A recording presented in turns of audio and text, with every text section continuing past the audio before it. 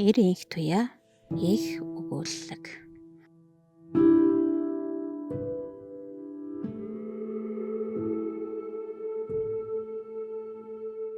Өхөөрдөм жаахан гар хөдөлсөнгүй.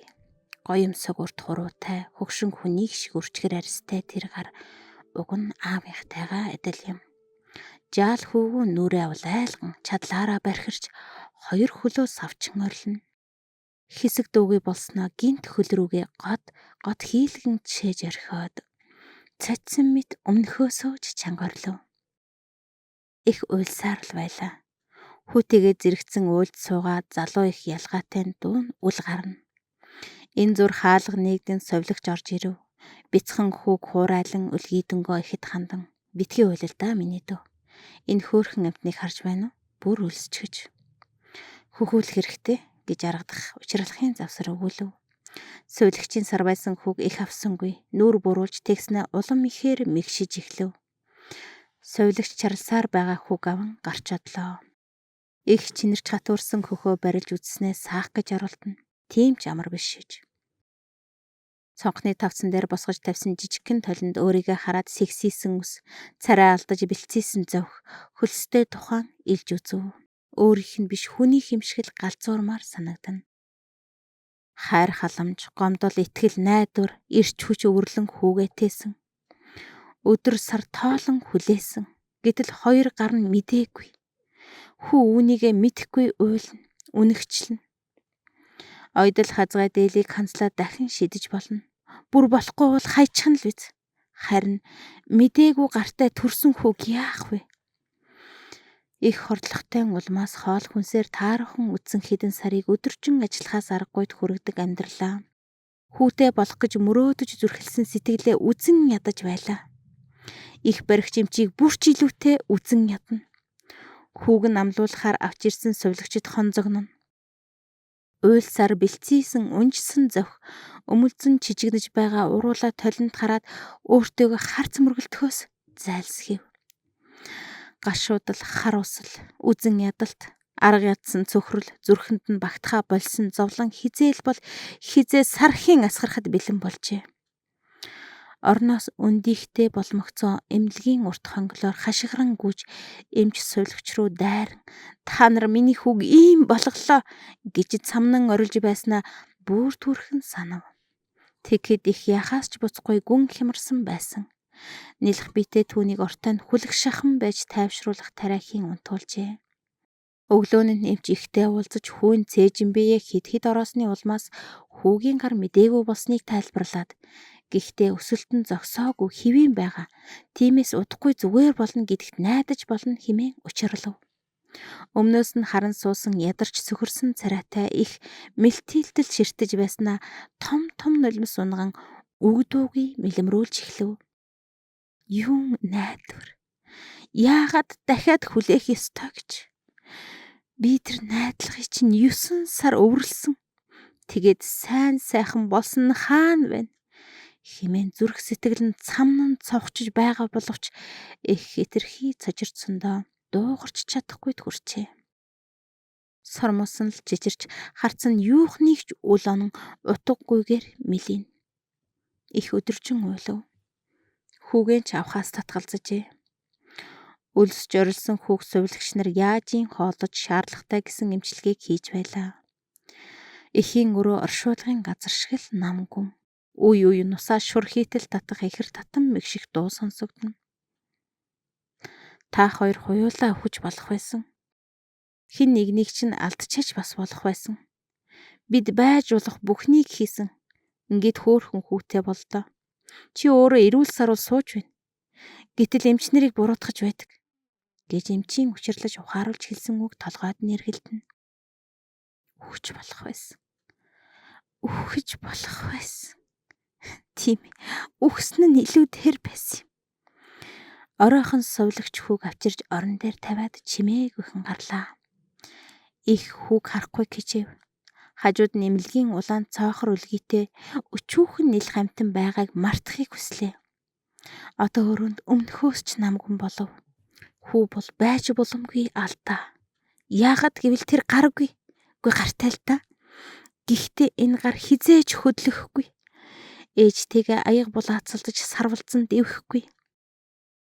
Их мөнөөх алдааг нүднийхээ булангаар ажиглаж эхлэв. Жижигхэн шонтгор хамар, бүдэгхэн хөмөсөг, сөрвийсэн үс, унтаж байгаа хүү томдтэй бололтой. Сормоос нь хүүхэлдээ нэг шиг урт.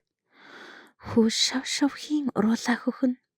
Инээдтэй үрчилзэн ярваж үлгий дотроо мөрчилзэн. Мөөмөө хааж буй аж.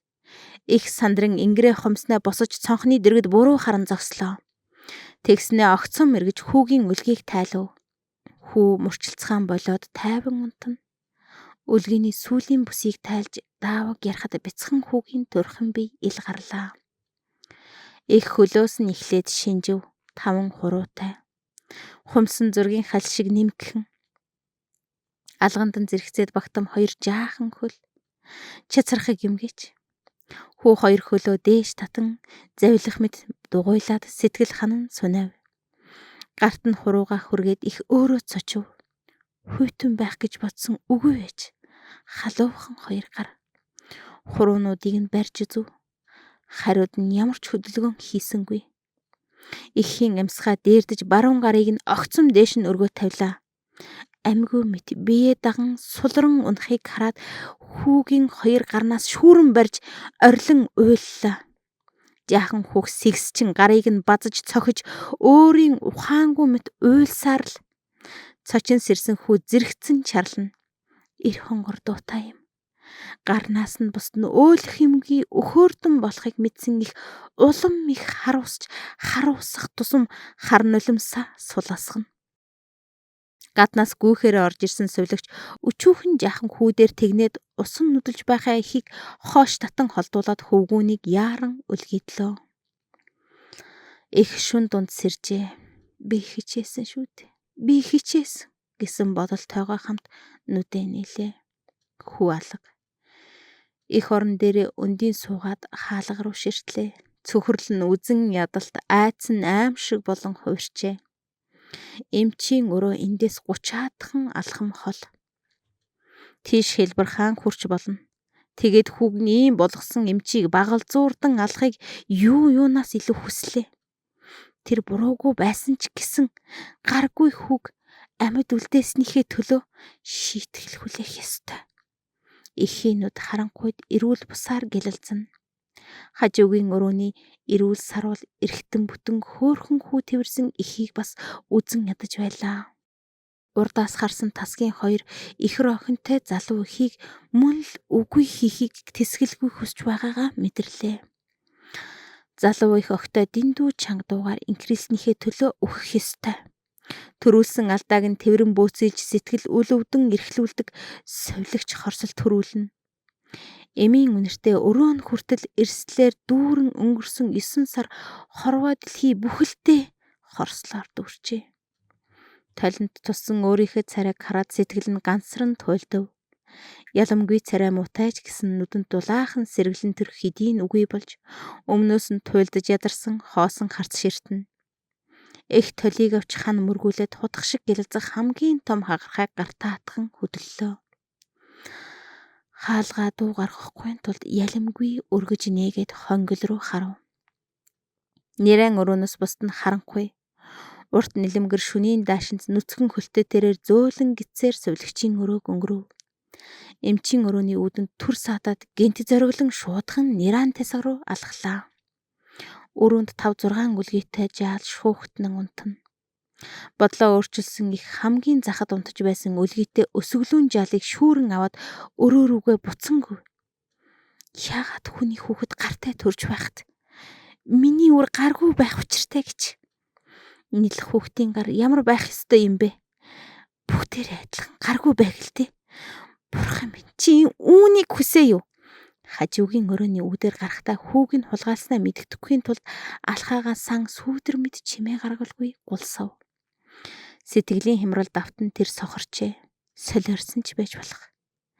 Үлгийнх нь бүсийг тайлж байхдаа юу ч бодсонгүй. Адган, яарна. Нойрноос ширж ядан яргалах хүүгийн баруун гарыг барьж авснаа толныхоо хагархайг далайлаа. Ээч чинь чамайг эрхлүүлдэг билүү? Харин би хүүгээ харч чадахгүй байна.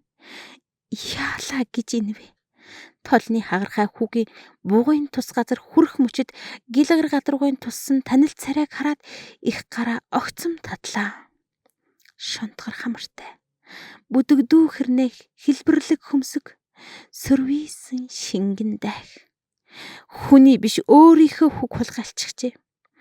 Учрыг ойлгомогцоо их бахардан хашгирлаа. Тэгснээ хүүгээ тэврэн энгэртээ наагаад цөрхрөн уйлхан тэр. 2 хоногийн турш хуримтлуулсан хайр, хорсол, итгэл сэтгэлээ асгаруулан уйлж байлаа. Хүүгээ би алчих төглөө шүү дээ. Зүрх нь хайр инкриллээр цохилно. Илгэнд өрөвдмөр наалцсан арчаагүй жаахан хүүгийн хөл атралд нь тийшилж байснаа бяцхан гараа сарвагнуулан ихийнхээ сэгсийсэн үснээс зөнгөөрөө зурв. Их хүүгийн гар хөдөлж байгааг ч мэдлгүй уйлсаар л.